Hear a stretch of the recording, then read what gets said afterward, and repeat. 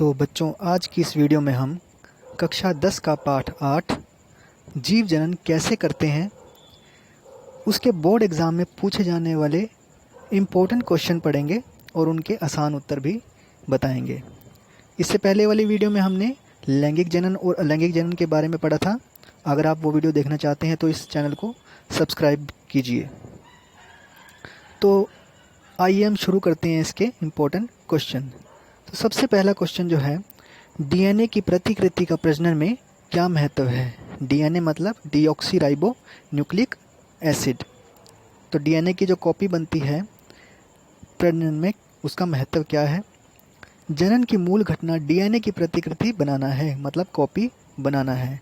DNA की copy बनाने के लिए कोशिकाएं विभिन्न रासायनिक क्रियाओं का उपयोग करती है। जनन कोशिका में इस प्रकार डीएनए की 2 कॉपियां बनती हैं और डीएनए प्रतिकृति का शारीरिक संरचना व डिजाइन के लिए अत्यंत महत्व है, जो जीवों के विशिष्ट स्थान में रहने के योग्य बनाती है। अगला प्रश्न है, जीवों में विभिन्नता स्पीशीज के लिए तो आवश्यक है, परंतु व्यष्टि के लिए आवश्यक नहीं है, क्यों। तो जीवों पर परितंत्र के साथ परिनिकेत का सीधा प्रभाव पड़ता है। किसी प्रजाति की समष्टि के स्थायी संबंध जनन से है। जब निकेत में ऐसे परिवर्तन आ जाते हैं जो जीवों के नियंत्रण से बाहर होते हैं, तो उसके परिणाम स्वरूप समष्टि का समूल विनाश संभव होता है। यदि समष्टि जीवों में कुछ विभिन्नता होगी तो उसके जीवित रहने की कुछ संभावना है। वैश्विक ऊष्मीकरण के कारण यदि जल का ताप बढ़ जाए तो शीतोष्ण जल में पाए जाने वाले जीवाणुओं का नाश हो जाएगा और गर्मी को सहन करने वाले जीवाणु जीवित रहेंगे और वृद्धि करेंगे। इसलिए विभिन्नताएं जो हैं वो स्पीशीज की उत्तरजीविता बनाने में उपयोगी है। अगला प्रश्न है, द्विखंडन बहुखंडन से किस प्रकार भिन्न है। तो द्विखंडन में प्रत्येक जीव विभक्त होकर 2 जीव बनाता है। इसमें जीव शिष्ट नहीं बनाता। पैतृक कोशिका टूटकर बिखर नहीं जाती और इसके उदाहरण है अमीबा और पैरामीशियम आदि। वहीं दूसरी तरफ बहुखंडन में एक कोशिकीय जीव अनेकों व्यष्टियों और कोशिकाओं में विभक्त हो जाता है। इसमें जीव शिष्ट बनाता है। पैतृक कोशिका टूटकर बिखर जाती है और बहुत सी संतति कोशिकाओं को छोड़ देती है और इसके उदाहरण हैं लेशमानिया, प्लाज्मोडियम आदि। अगला जो प्रश्न है, बीजाणु द्वारा जनन से जीव किस प्रकार लाभान्वित होता है। तो यह भी एक विधि है जनन की, बीजाणु द्वारा जनन। तो इसमें क्या होता है, इसमें राइजोपस के नए जीव उत्पन्न होते हैं। बीजाणु के चारों ओर एक मोटी भित्ति होती है जो प्रतिकूल परिस्थितियों में उसकी रक्षा करती है और इसके जो बीजाणु होते हैं उनकी संख्या अधिक होती है। नम सतह के संपर्क में जब वो आते हैं तो वृद्धि करने लगते हैं। आइए हम इसके चित्र की सहायता से समझते हैं। ये देखिए, ये राइजोपस का एक पौधा है, जीव है, और इसमें जो छोटी छोटी संरचनाएं आप देख रहे हैं वह बीजाणु कहलाती हैं। और ये बीजाणु बिखर कर गिर जाते हैं और नमी के संपर्क में आते हैं तो फिर से एक राइजोपस वृद्धि करके जीव बन जाता है। तो इस प्रकार राइजोपस में बीजाणु द्वारा वृद्धि होती है।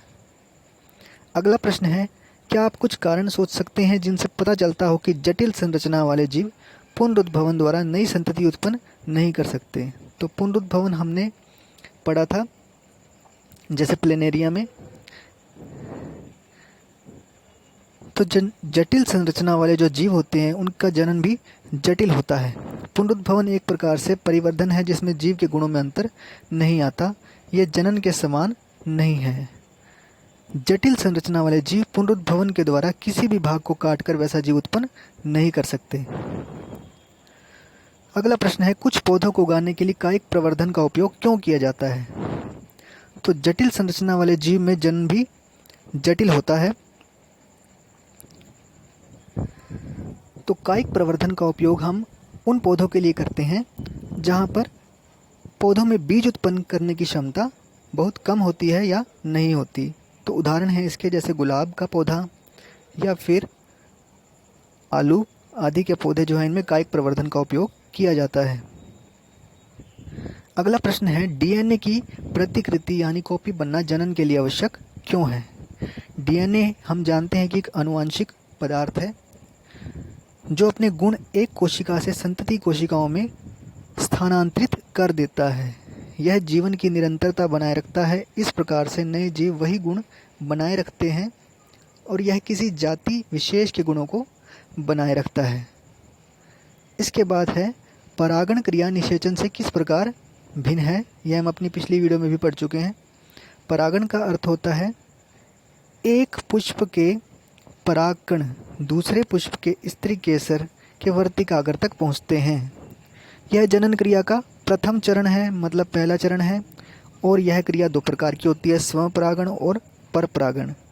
परागकणों के स्थानांतरण के लिए वाहकों की आवश्यकता होती है, जैसे हवा, पानी, कीट आदि।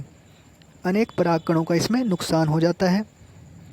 इस क्रिया में विशेष लक्षणों की आवश्यकता होती है और इस क्रिया के पूरा हो जाने पर निषेचन की पूरा होने की आशा होती है। दूसरी तरफ निषेचन में नर युग्मक और मादा युग्मक मिलकर युग्मनज बनाते हैं। यह जनन क्रिया का दूसरा चरण है और यह क्रिया भी दो प्रकार की होती है, बाह्य निषेचन और आंतरिक निषेचन। इस क्रिया में वाहकों की आवश्यकता नहीं होती, इसमें परागकणों का नुकसान नहीं होता और इस क्रिया में विशेष लक्षणों की आवश्यकता नहीं होती। निषेचन के पश्चात बीज और फल बनने प्रारंभ होते हैं। अगला प्रश्न है शुक्राशय एवं प्रोटेस्ट ग्रंथि की क्या भूमिका है। तो जो प्रोटेस्ट ग्रंथि होती है हमारे शरीर में और शुक्राशय होता है, उनके अलग अलग क्या भूमिका है।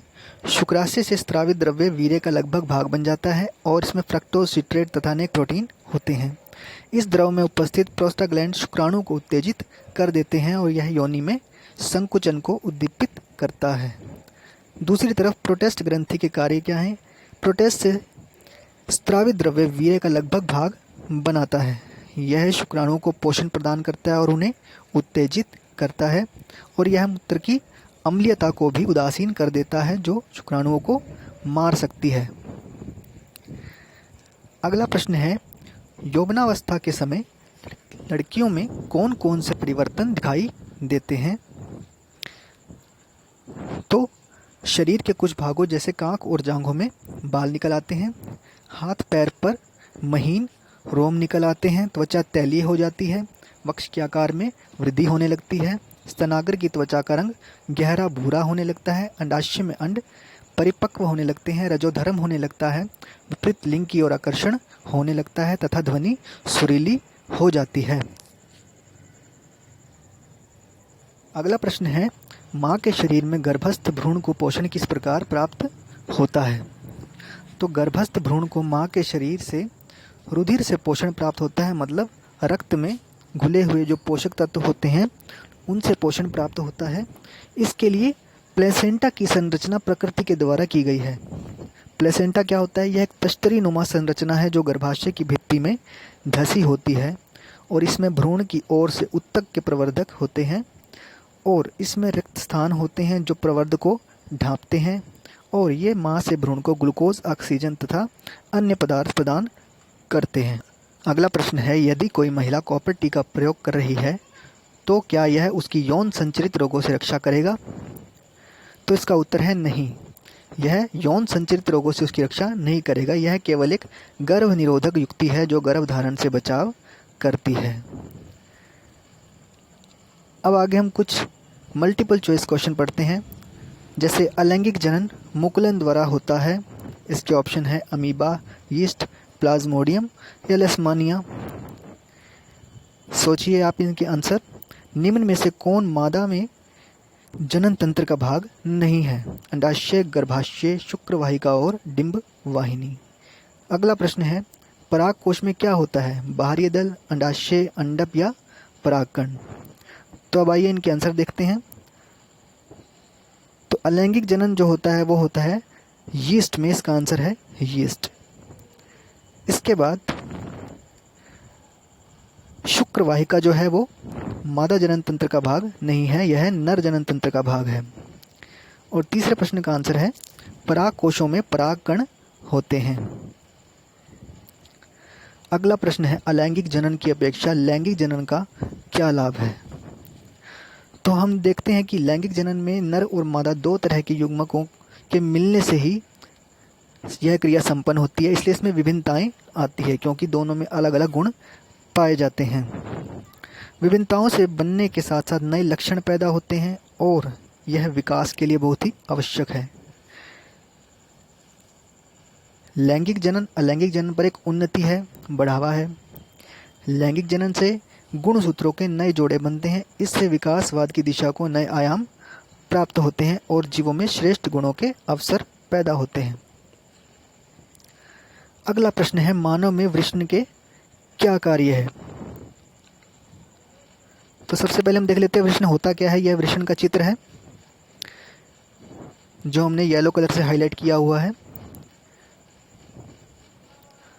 तो यह क्या काम करता है? वृषण में नर जनन कोशिका शुक्राणु का निर्माण होता है और टेस्टोस्टेरोन हार्मोन इसमें पैदा होते हैं।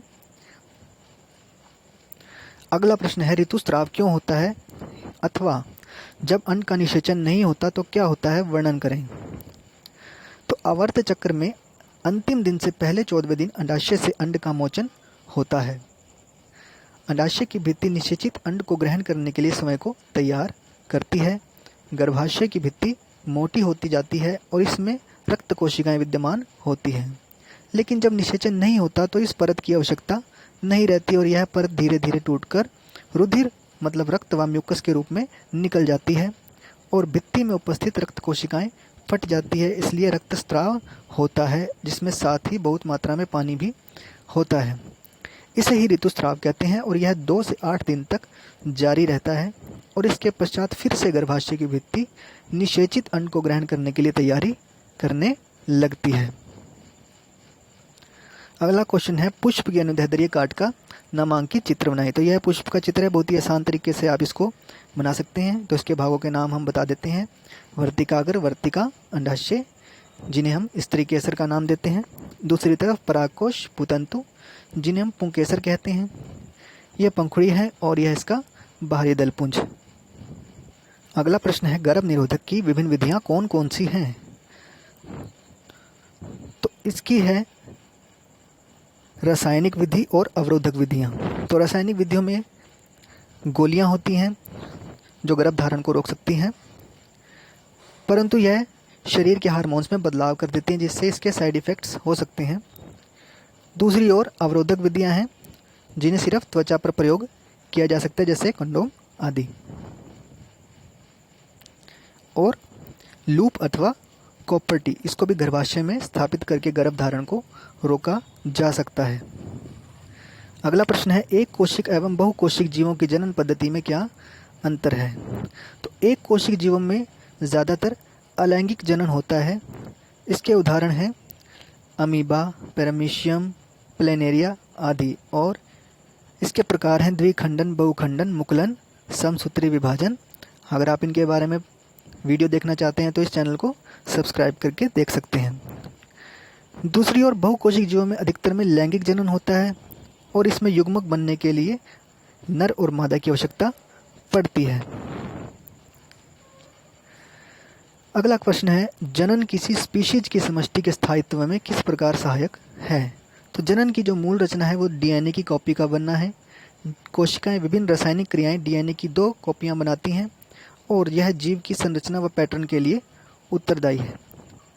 2 कोशिकाओं का निर्माण करती है और इसमें कुछ विभिन्नता आ जाती है जो स्पीशीज के अस्तित्व के लिए लाभप्रद है। अगला प्रश्न है, गर्भ निरोधक युक्तियां अपनाने के क्या कारण हो सकते हैं?